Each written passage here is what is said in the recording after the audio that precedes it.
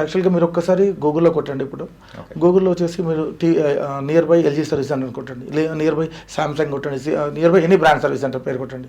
So multiple వస్తాయి అక్కడ. So వాళ్ళకి కాల్ చేయండి, వాళ్ళు ఏమని చెప్తారు, మేము ఎల్జీ సర్వీస్ సెంటర్ అంటే ఎల్జీ అని చెప్తారు, సామ్సంగ్ అంటే సామ్సంగ్ అని చెప్తారు.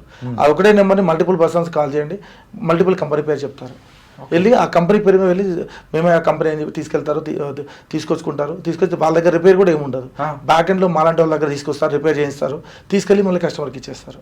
ఓకే. బట్ కస్టమర్ ఏమనుకుంటాను, బ్రాండ్లో చేయించుకున్నాను కస్టమర్ అనుకుంటాడు, కానీ బ్రాండ్ వాళ్ళు థర్డ్ పార్టీ వాళ్ళు చేస్తారండి ఇలా. సో దీంట్లో మాత్రం కస్టమర్స్కి మా కంపెనీ తరఫున మేము చెప్తున్నాము, జాగ్రత్తగా చూడండి, జాగ్రత్తగా దాని కాల్ సెంటర్ నెంబర్ కానీ సెర్చ్ చేయండి. సో బ్రాండ్కి కంప్లైంట్ లాగిన్ చేయండి. బ్రాండ్కి అయితే అంటే మీకు ఎక్కడ కావాలనుకుంటే అక్కడ. ఓకే.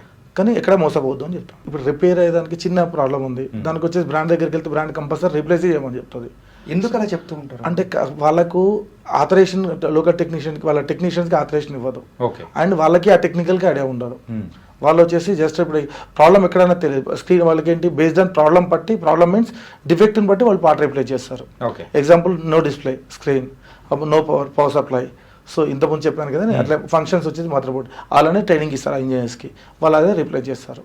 ఎందుకంటే as per company rules and regulations వాళ్ళు ఫాలో అవుతారు. ఒక కంపోనెంట్ ప్రాబ్లం అయినప్పుడు నీకు ప్రాబ్లం వస్తుంది. ఆ కంపోనెంట్ రీప్లేస్ చేసినప్పుడు టీవీలో పిక్చర్లో ఎటువంటి ప్రాబ్లం రాదు కదా సార్. ఓకే. జస్ట్ మనం ఏదైతే కంపోనెంట్ లెవెల్లో మనం రీప్లేస్ చేస్తుంటాము. ఎగ్జాంపుల్ టీవీ ఉందండి, టీవీ స్క్రీన్లో లైన్స్ కానీ లేకపోతే పిక్చర్ రాకపోవడం కానీ స్కేలర్లో ఐసీస్ కొన్ని బర్న్ అవుతాయి, కాఫ్స్ బర్న్ అవుతాయి.